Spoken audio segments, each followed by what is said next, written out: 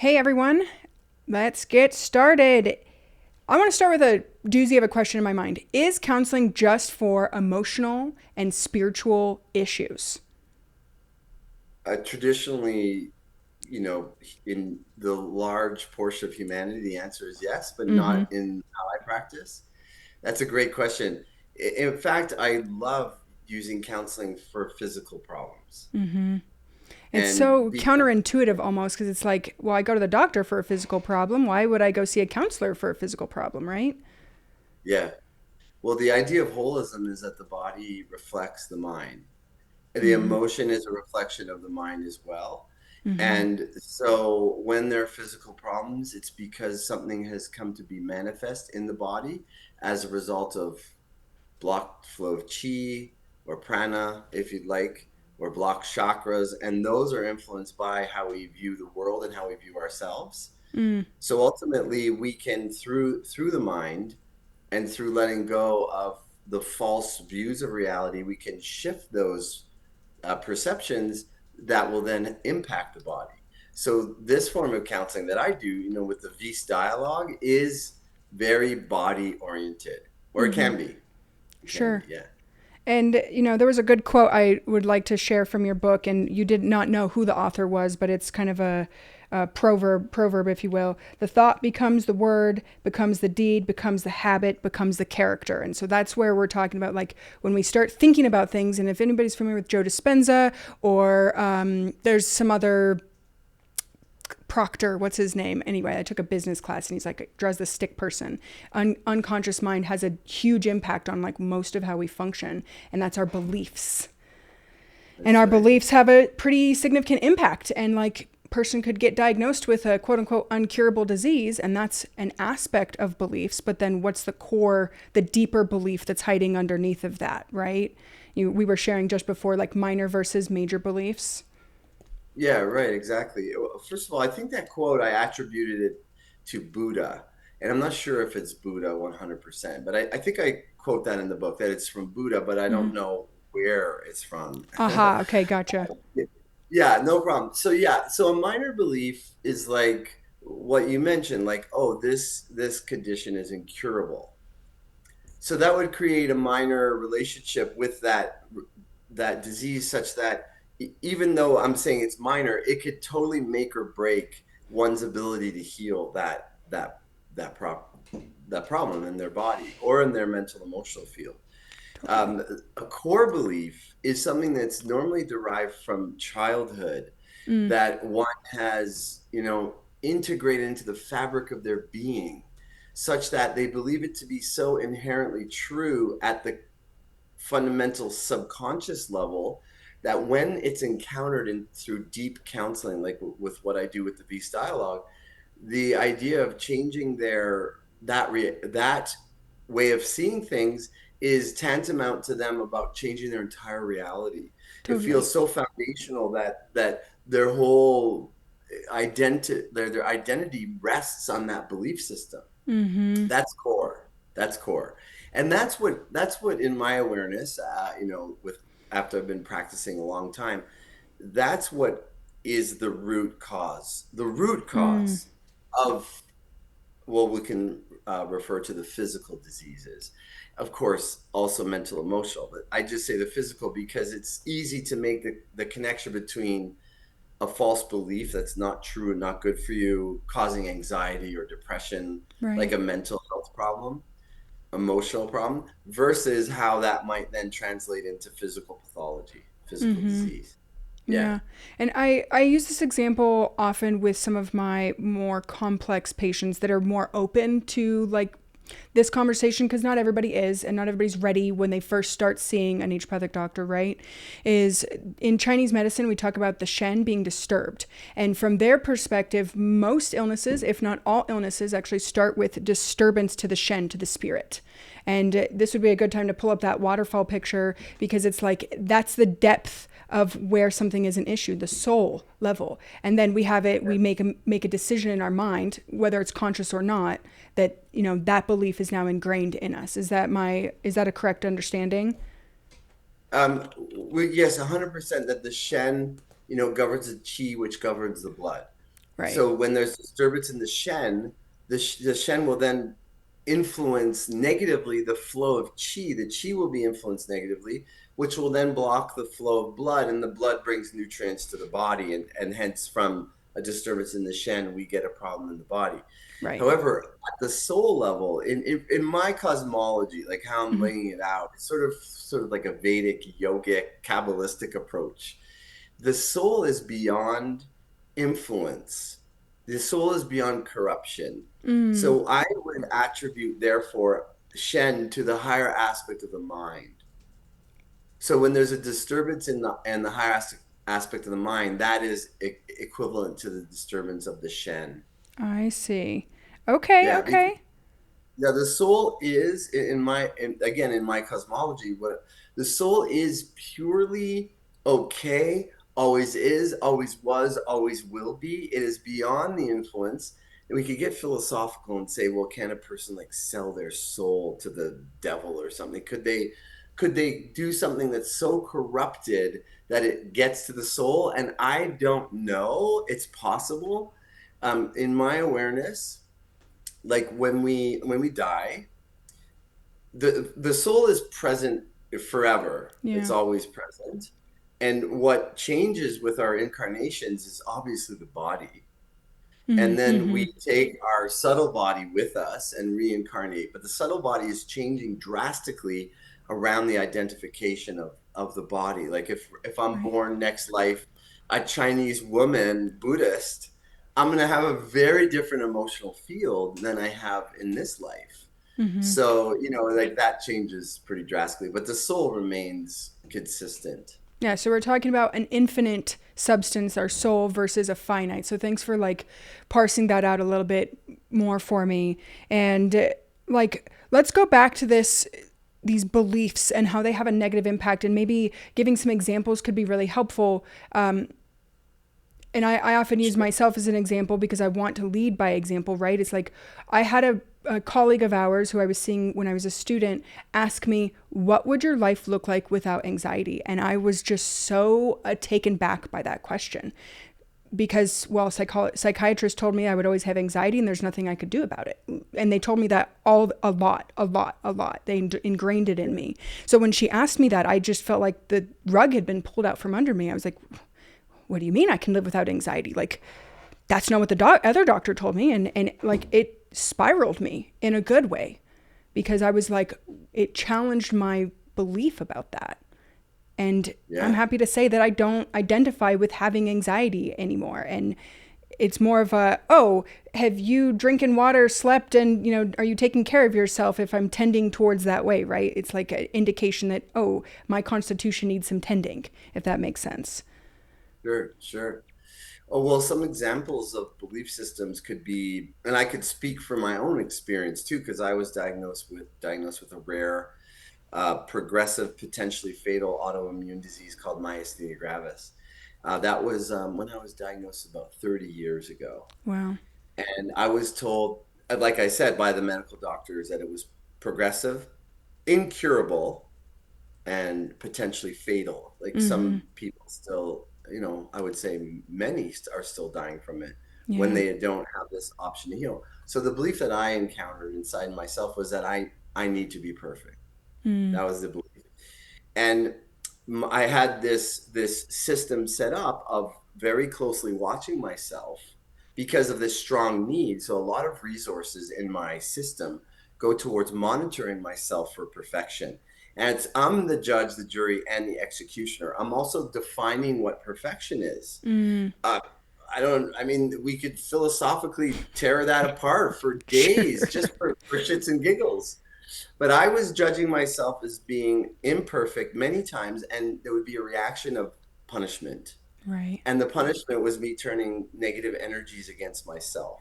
And that attack is then mirrored by the body. And where can the body attack itself Mm. is through immunity. The immune cells can turn against different parts of the body.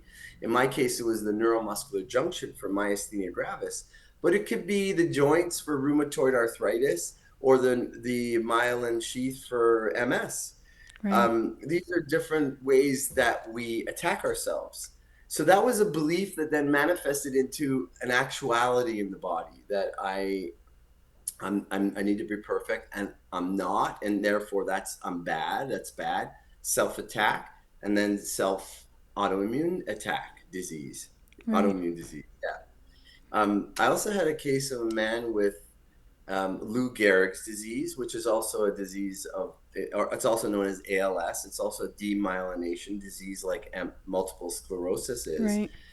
And he had been really imprinted as a young boy by his mom when his dad was struggling financially, that you're nothing without money. You're Mm. nothing without money. You're nothing without money. That was the message that he got so ingrained in his mind.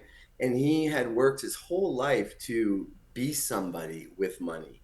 And he had about $1 million in savings. He was working in Mexico. He was doing like time sharing, Sure. sales and timeshare.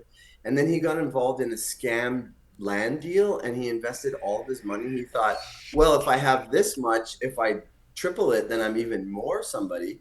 And he lost everything, everything. Oh And no.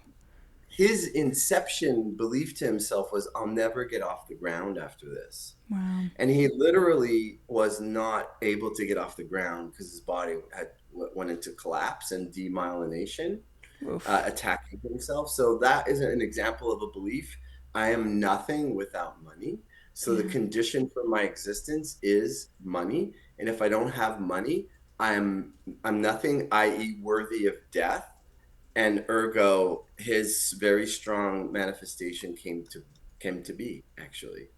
Yeah, Yeah. and for those who don't know, demyelination, we're talking about neurological conditions like MS and ALS, where the covering, kind of like the electrical tape, if you will, around our nerves, kind of starts peeling and disintegrating because our body is attacking itself. That's right. And then then the signals along the nerves can't travel. They fizzle out, Yeah, and what results is paralysis, largely paralysis and desensitization. So you can't feel anymore. yeah. There's numbness. Yeah, it's a Yeah. pretty significant condition. And so I mean, that's an interesting, so like this person literally became nothing. Like with his condition, like you stop feeling, you stop being able to send nervous signals, which affects our entire body, head to toe.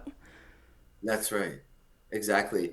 The idea is, when there's a very strong belief system, it often accompanies what I call is it accompanies the conditional I am statement.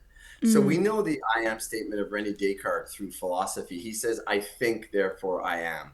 And that is a limitation on the human being, which I think is incorrect. It's I am, period, and I can think. I can think, but not I am because I think. So if you say I think, therefore I am, the condition on being is around thinking. So it means I have to think in order to be, and that's not correct in my awareness, right. because there's pure beingness, which is at the level of the soul. So that's a like a connection there, Mm-hmm. and then so any condition on our being where we say, I must be like this in order to be worthy of life and worthy of existence is highly conditional. And what the brain doesn't distinguish and the subconscious doesn't distinguish between that condition not being met and death. Mm, So if let's say my condition for being is I must be respected or I must help people. I help, therefore I am. I am a helper, therefore I am. If I'm not able to help, that equals in my heart, in my emotional field, like death. right. So the person can die, literally move towards death when their condition is not met. They will start to create death for themselves, which could be a slow death, like the body getting sick and moving towards death, or could be more accelerated. Hmm. Yeah. Interesting. And so, well, I mean, the perfectionism and, these material things, like these are all common, almost universal. It's like universal core wounds. Yeah. Yeah, we're humans, we're so different in many ways, but when we boil ourselves down to this core human thing, there are a lot of commonalities there. Yeah. And the main core belief system, the most common core belief, it has to do with not being good enough. I am not enough. I am not good enough. And then the compensations that we try to do in order to be good enough are very stressful. And there's this battle against, I have to be good enough to prove I am. And Right. then we get exhausted or we get sick trying. Or in some cases, we succeed our ego is successful in trying to prove to ourselves that we are good enough, and then we become sick at the mental level but not physically because we're satisfied, our ego is satisfied, so we could be spiritually bereft and totally disconnected from our true self because our entire existence is trying to prove that we are good enough, Mm, which itself is a false reality. right. So everything is, yeah, go ahead. Because we are. Like, there's no condition it is that we are. Like, our soul is having this human experience, and then we put our humanness on our soul. Right, so well said. Exactly. It all comes down to the unconditionality of who we are. We are. That's it. That's all we need to say. I am. And if you want, you could say I am that I am. So I am that I am, which is the I am of all I amness, right? Mm-hmm. That's what I am. Right. So when our mind gets attached to something conditional, that's why it causes suffering because Mm-hmm. it right, it diverts from or splits us away from this natural, all-encompassing, peaceful, still, joyous state of our true nature. Yeah, it's reminding me of a talk I heard by Ram Dass. It was like, you go for a walk in the woods. You're like, wow, look at that tree and look at that tree, and that one's big and that one has thick bark and that one's bent in this interesting way. Like, we're not judging the trees for being the trees. We're just like in awe of the trees and their differences. And well then, and I'm guilty of this too. Like, I'm not saying I'm not, but like, we judge ourselves so intensely, and that's what these I am statements are. Is like, I am a helper, therefore I am. I have to be perfect to be good enough, right? Like, these are the things that we're judging ourselves. And what'd you say? The judge, the jury, and the executioner. It's like, and no Yeah. one no one else really is paying attention. It's us making ourselves be in a not it's not allowing ourselves to be. How about that? Yeah, that's great. Because beingness, once that's established as the foundation, then the person can be that on all the levels of their being, Yeah. including right down to the physical. Because each level can be an expression of the core self, which is I am. So then the Mm-hmm. mind can witness that and be in a state of peace, like what the Taoists call the still lake. That's a perfect mirror, Mm. right? It's a perfect mirror of the I am stillness. And then the emotion would feel at peace. And the chi would flow softly and smoothly and gently and strongly with strength and with vitality. And then the body would be supported in that. All become a reflection of that beingness. And we could even say our personalities can also become a reflection of the beingness. Like that's not who I am. I am like this. Like the personality also takes form around this undefined soul. Hmm. And each of us has unique characteristics in our expression of ourselves. And Right. that's also a reflection of being the true self, the I am. So when somebody inhibits their personality from being expressed, that also is one of the chief determinants for illness. Well, Yeah. for unhappiness, for lack of vitality, for not wanting to get out of bed in the morning, for low energy, and for depression, all these things, Yeah. and physical disease too. Mm-hmm. Like you and me and all of our friends and family, like each of us has a unique way of dancing in the world. Mm-hmm. And that's not like when we talk about the soul, it's very a very spiritual, lofty thing, and I love talking about the soul. But there's also just a simple manifestation of our behavior in the world, which can be liberated to just be who we are, and that's what really feels amazing. Yeah. And what most people suffer from is not being who they are. Yeah. Yeah.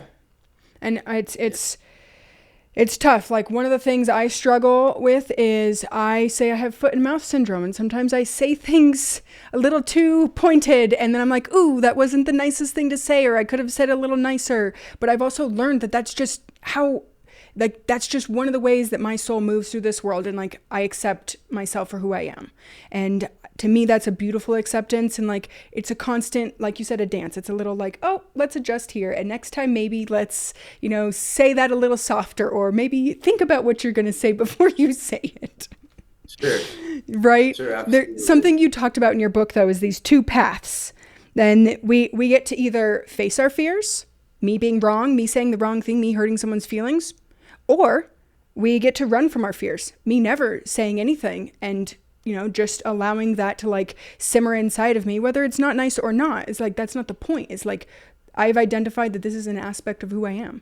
I'm choosing myself over the fumble that I sometimes do. Yeah, that's exactly right. So in the two paths, I call it the two paths in the compensation. So the true self has to walk a path facing fear. In fact, anywhere where we are separated from the true self, fear lies in between. It's sort of the energy of separation from that it's all good space. And the Course in Miracles has an amazing quote. Nothing real can be threatened. Nothing unreal exists. Therein lies the peace of God. So when we're in the state of I am, the fears just don't stick to our fur. Yeah. If there is a fear inside of us, that means it's the path to reconnect with the I am, because it is the path to the I am is through fear. In that way, it's not the only path. There's other paths too. And so that's a very vital path. That's a path where we live on the cutting edge of life. Our energy is good. Our pulse is strong. Our sweat is good. Our sexual energy is good. All this stuff kind of vibes well. When we run from our fear, we live in non-existence. So let's say I'm afraid of being alone. So I compensate by making sure that I'm always with somebody. I have lots of friends. I've built up my life, so I'm always with family or friends or colleagues, so I don't have to be alone. But because it's a path of running from fear, it is a non-path. It's a path that suppresses energy, kills good, vital force and sexual energy, and it leads to us being a shadow of ourselves. Yeah. And a lot of people are living in their compensation without even realizing it. And their compensation it really takes on the flavor of, this is what I want, this is who I am. But that's false. So there's nothing wrong with having friends, obviously. There's nothing wrong with having company, obviously. But if the intention is, I need friends to avoid being alone because I fear being alone, then that's not a healthy relationship with having people in our lives. And it's something that we need to be able to face being alone, as an example, right? And then that brings the person to life. So when we have these conditionalities, like I need to be respected because I feel like I'm not good enough. So that's the core belief. Then the compensation is I need to be respected. When I get respected, I get a ping of, dopamine or serotonin. It feels good. So it confirms that that's true, but it's not true. It's just pinging the ego, which gets satisfied. It gets a candy. So then we train ourselves like circus animals to receive hits of dopamine to make ourselves feel better about ourselves. Right. Yeah. So something you mentioned a minute ago is like, fear is between everything. And when we're living in the I am, it's reminding me of living in faith, like faith over fear. And when we have faith, fear doesn't have that stronghold on us. And most of the religions that I've studied have that kind of bit of like, lean on this faith during a time of struggle, and you will get through it so much easier. And I have found that to be true for myself. And so what we're talking about here is universal truths and capital T truths. Like, everybody has this thing right now. It's like my truth is the truth, and it's my truth, and your truth is different than mine. But there are universal truths, and this one, this faith over fear, is a universal truth. Yeah, very well said. I love that you said that. Um, perhaps as a swinging of the pendulum away from the dogma of religion, Yeah. saying this is the truth and you must see it this way or you're Yeah. going to hell. Exactly. People have swung into the opposite extreme of saying this is my truth and my truth is the truth, which is not true unless your personal truth is aligned with the universal truth, which is Right. possible. Which is possible. And Sure. it's fine, because each of us is a sovereign creation, a sovereign child of God, then anybody is free to think however they want. And they're Mm-hmm. even free to think that their truth is the truth, so long as they don't violate another universal law, which is not to ever use your will against another person's will. Mm. So if you want to go into a ring and have battles of who's right and both people are in agreement and you want to punch the crap out of each other, by all means, that's fine. Sure. But not to take a machine gun and shoot people down or force your will against someone because they think differently. That's obvious, right? Right. That I mean, it's obvious to us, although it's still something that is a pretty serious violation on the planet today. Unfortunately, so yeah. And, I Yeah. tried to not necessarily talk about world strife, but it affects a lot of people. And I've had a number of patients in my office this last week, even that were really struggling with this, that, and the other. And, you know, the people that I appreciate the most are those that choose to take action over inaction and feeling like a pile in the corner on the floor, Yeah. if that I makes think sense. action's important. Yeah. In Kabbalah, like you could have a thought and you could have an intent and you could even like meditate and pray over stuff, but until you take action, you're not healed. Yeah. So it's like, let's say I believe I'm not good enough. Okay, I'm good enough. Come on, I could do this thing. I love myself. I'm good enough. And I'm saying the word, and then I'm telling other people. But then when push comes to shove, and somebody like stands up and is like has a strong, perhaps even violent aura to them, and I just cower because I don't feel good enough in the presence of that person, then the healing's not complete. So Right. it's through action that healing is manifest largely to a large degree. Mm-hmm. And and so for someone to take action, I think that's also very important, Mm-hmm. rather than just write about stuff or ideally they're taking good action, I'm Sure. hoping. Yeah. So you said something that was interesting. Healing is complete. Is healing ever complete? Well, I think that's a great question. I think there's different ways of looking at healing. So Right. let's say we have a given condition or a chronic disease with a diagnosis that can be complete, wrapped up in it with a bow. Uh huh. Way we're past that karma, that could be definitely cleared. A given false belief can also be cleared. Some core beliefs take a lifetime, if not more, to Mm-hmm. clear because they're just so ingrained. And there's Right. so much sedimentation that is layered on it. Mm-hmm. And then there's like the human condition, which could also use healing. Sure. And I think that also can be completed, but that's a major undertaking. That could take Yeah. lifetimes. Yeah. Right. Well, and then you had the like caboose example, like the two cabooses of health and disease. And I think about this on a spectrum as well. It's like every action, every decision that we are choosing to make or not make is moving us towards health or away from health. And so maybe today, like, grandma dies and we decide to stuff it down and not feel it, like, and we've done all this healing work and we feel really good and our physical ailments are gone, but then we've stuffed. So then that's the next layer, right? Like, that's what we're saying is like life is additive. It's not, yeah, it just keeps on going. And hopefully we have the tools to deal with those next layers of things as they come. And some people have a lifetime of suppression. Absolutely. And one of the things that's really fun about being human, I'm speaking kind of sarcastically right now, if you didn't get it, is that the more we heal, the harder it gets.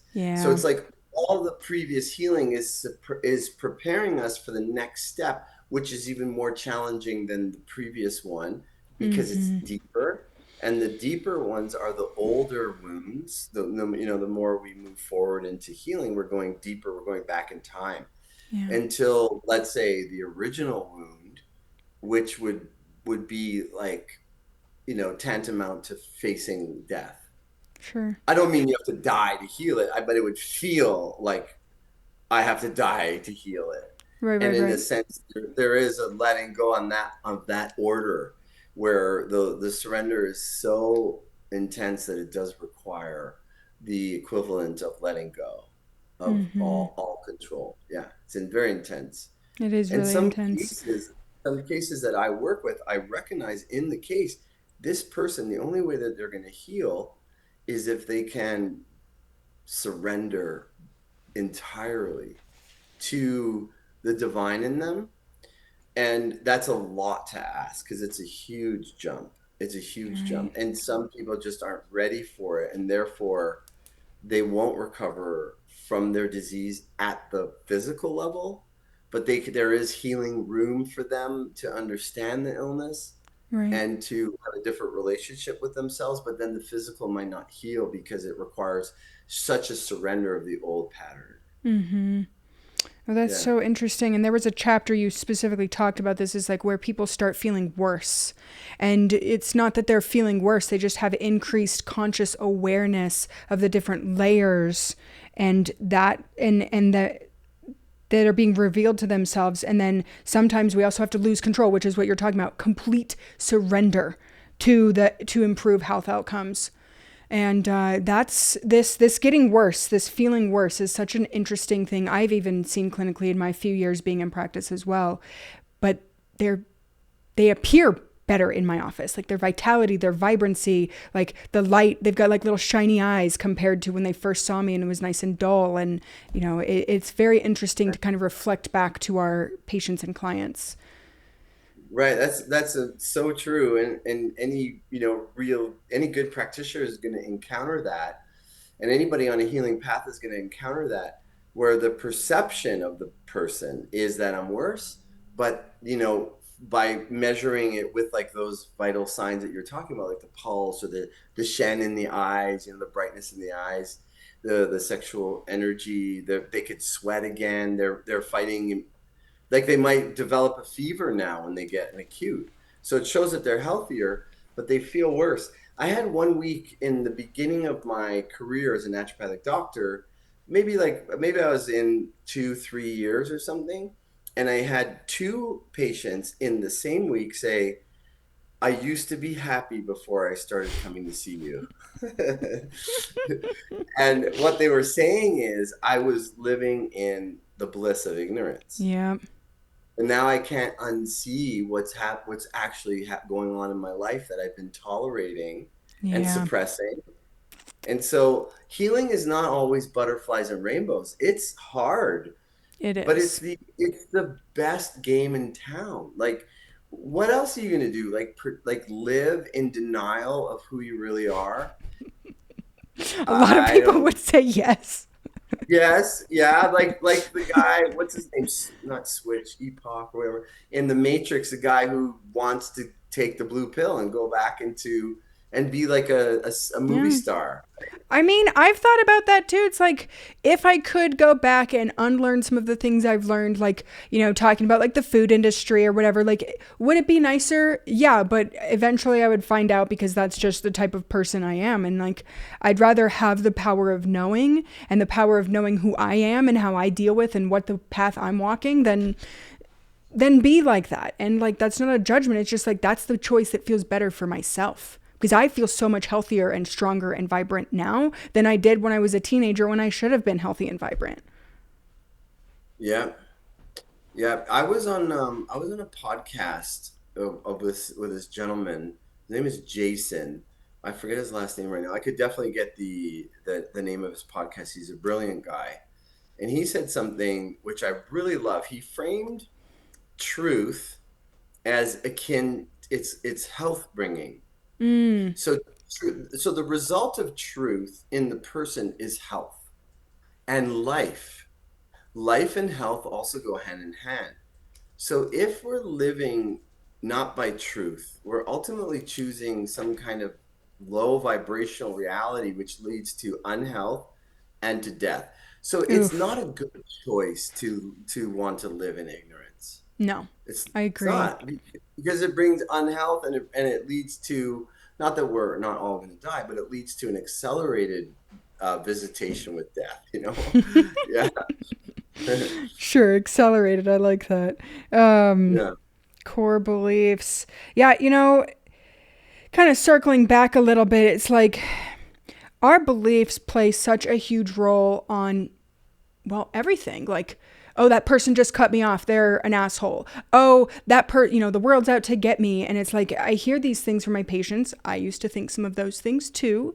And instead of like, oh, that person cut me off, maybe they have to be someplace much quicker. Like right, that gentle reframe, I mean, reduces the amount of tension in my system, but like, I don't know what's going on in that person's life, and why would I assume that that car in front of me is trying to get me? Like where right, does that come from? Like, and so many right. people have these types of beliefs that the world is out to get them in whatever flavor that looks like, and how much tension, strife, issues that's causing for us individually when it has nothing to do with us Right. Yeah.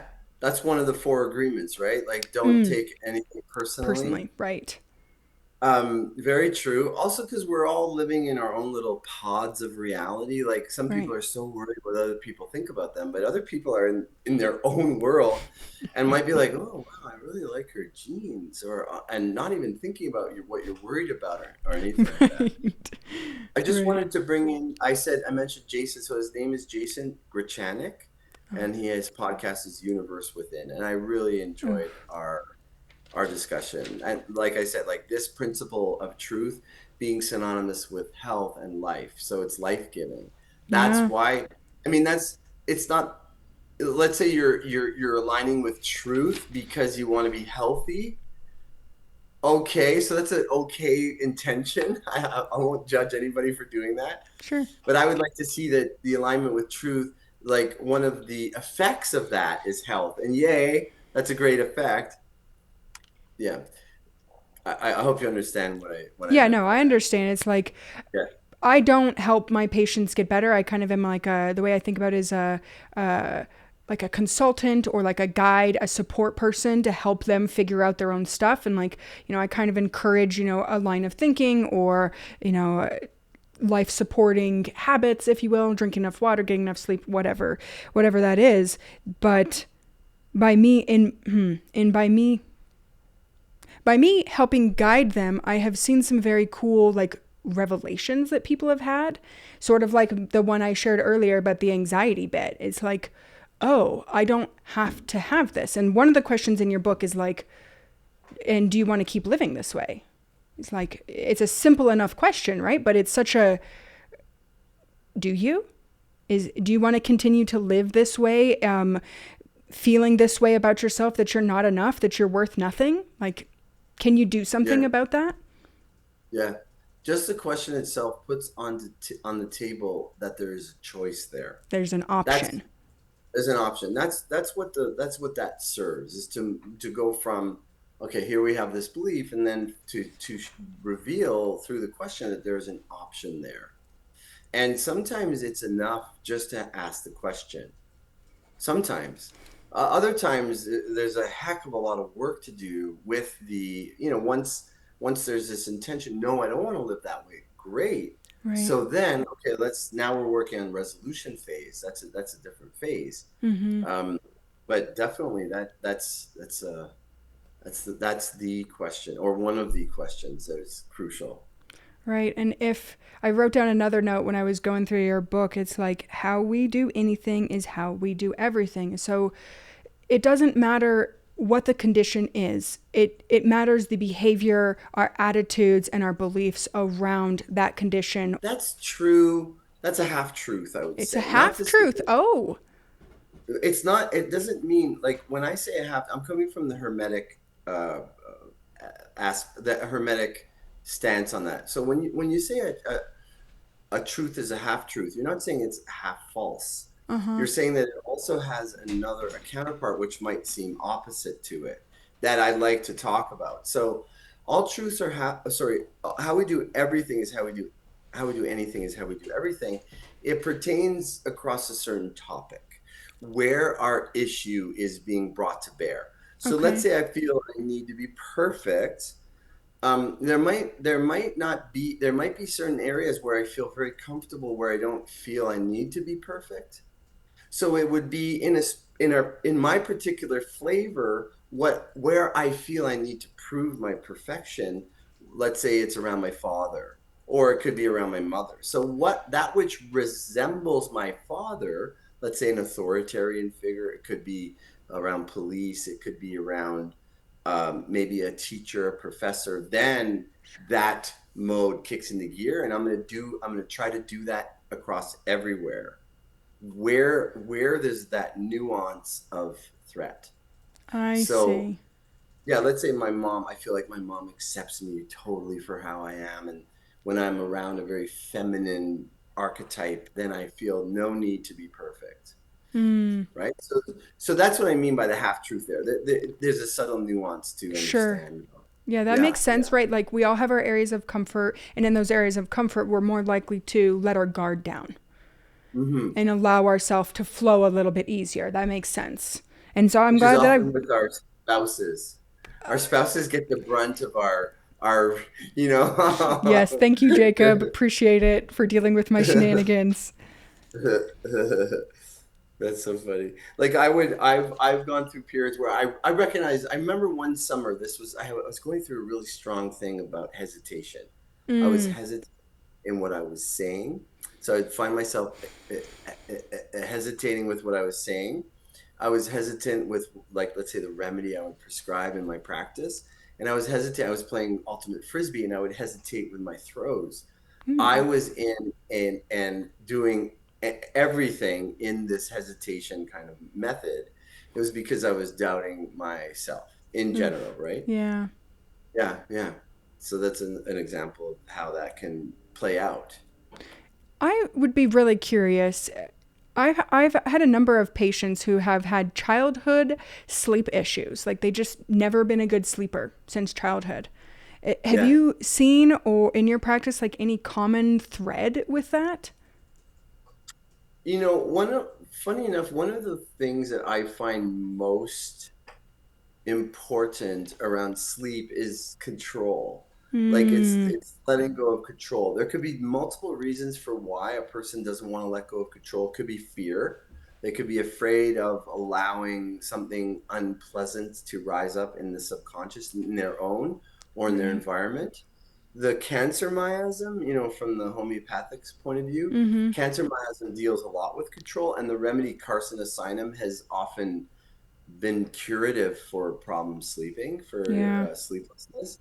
Not just as a, oh, okay, I'm not sleeping, ergo let's give Right, right, carcinosinum. right. Yeah. When that big picture is there, then it will be curative. It could be curative of, like, insomnia. But really, like, to fall asleep is to let go of control.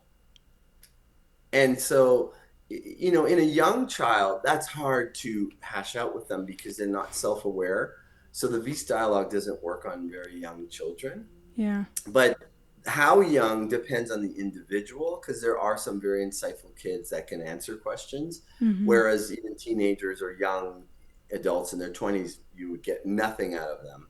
It's Mm-hmm. like trying to squeeze water out of a rock. You're not going to get any Sure. answer that.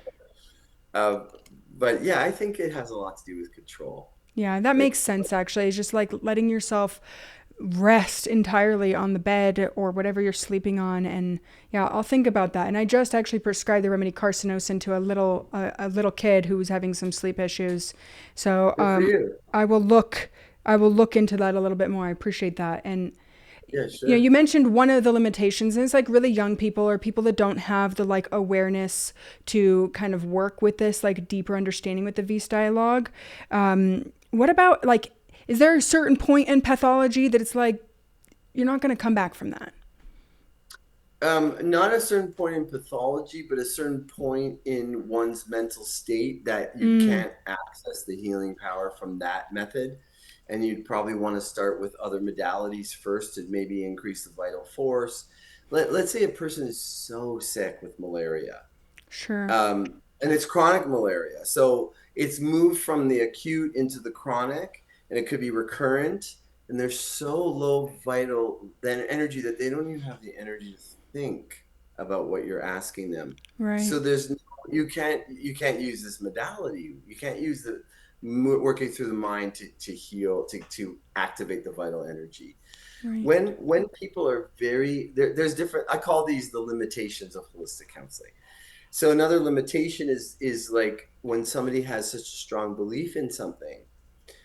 Could be a guru, it could be the book, like the Bible, or like some religious beliefs, or it could be conventional medicine.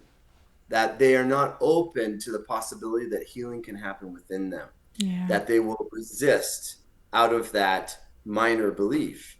Even though it's so strong that they're not even going to go there with you, it's still what I refer to as minor versus like that core belief, right?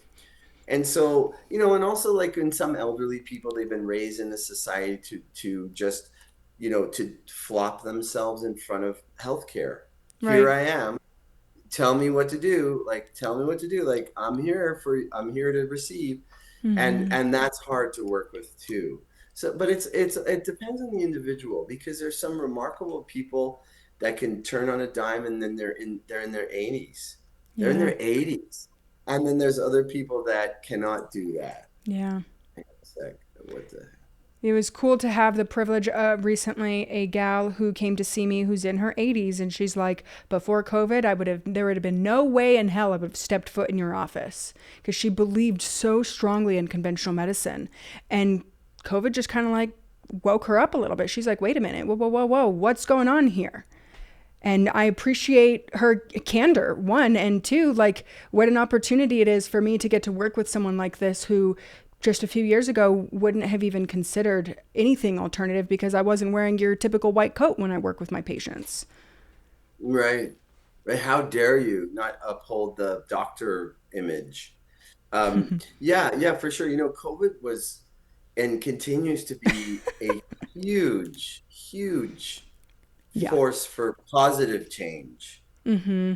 Like there's so many people that have woken up from the slumber of false media Right. and believing that conventional medicine is the authority on health, and all these things that have been really like insidiously veiling over our societies, right? Yeah. So much waking up as a result of it. Like even in myself, who I already was like into conspiracies and stuff, and truther and healing, but I deepened tremendously since COVID. There's just like it's like Yeah. one step in the mass awakening that has to happen, Mm-hmm. because ultimately is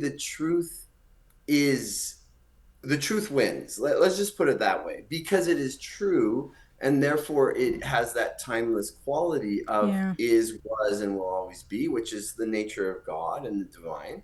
Mm-hmm. So that which is false, and there's a lot of it on this planet, including in ourselves, Yeah. it is temporary, because it can't last forever, and it has a way of destroying itself because of its nature. So ultimately, and I don't know what the period is going to be like in between now and when we arrive at that in humanity. There might be a lot of bumpiness along There's the some road. strife. Yeah. I Yeah. suspect you're right. But Mm-hmm. we will are and probably already have already arrived there, Mm-hmm. because it is. That's the funny thing, is that there's no the effort. It's like what the Taoists say, every day in learning something is acquired. In the Tao, every day something is dropped. Less and less is done until non-action is achieved. Mm. When nothing is done, nothing is left to do. So really, this state of beingness, this I am, is the most natural and effortless place that we can arrive at. Yeah. But we have all these little resistances and, you know, things that we tell ourselves, and beliefs that we and conditionalities that we feel we need to uphold. Right. When we get to that state of just rest and stillness, Mm. that's when And I mean individually and also for humanity. Yeah, That's when we have largely. peace. Peace Yeah. becomes a reflection around us. There's Yeah. peace. Hmm. Right, right. Inner turmoil. Exactly. What if there's anything else that you'd like to leave our listeners with, finally about holistic counseling and the Vis Dialogue, what would that be? Well, yeah, if people are interested, I have two offerings. One is a training where I train practitioners. And by practitioners, I don't mean you have to be a naturopathic doctor. I mean, you have some kind of training in some kind of healthcare, or you're a yoga instructor, or you do meditation, or you're a life coach or something, and you want to learn the method, Mm-hmm. then you can reach me through Dr. minus sign dash Moshe Moshe.com. And that's the same place where you could reach me and contact me if you're interested in doing this work for your healing, for your own healing, your own path. Awesome. Yeah. I love that. And for our next episode, you guys, I'm really excited to be doing a solo on probiotics, the good, the bad, and the ugly. And I have a lot of opinions about them, and I want to search the data. But also, we're going to talk about fermented foods. And I'm really excited to share this with you. It's common questions I get from my patients. I want to take the best probiotic. What's your opinion? I have a strong opinion that most of them are not what you need, but we'll talk about that, and I'll actually provide you with some research and support as to why I have that strong opinion. And I will make sure to put Dr. Moshe's contact information in the show notes. And I really appreciate you guys liking and subscribing this channel, because it tells me, hey, someone's listening, someone cares. If you have something negative or you have something controversial you'd like to share about this, drop it in the comments. Let's create a conversation so we can start understanding the nuance, which we talked only a tiny bit about nuance in this episode, but you guys get the gist. And I think that's it. That's it for this episode, you guys.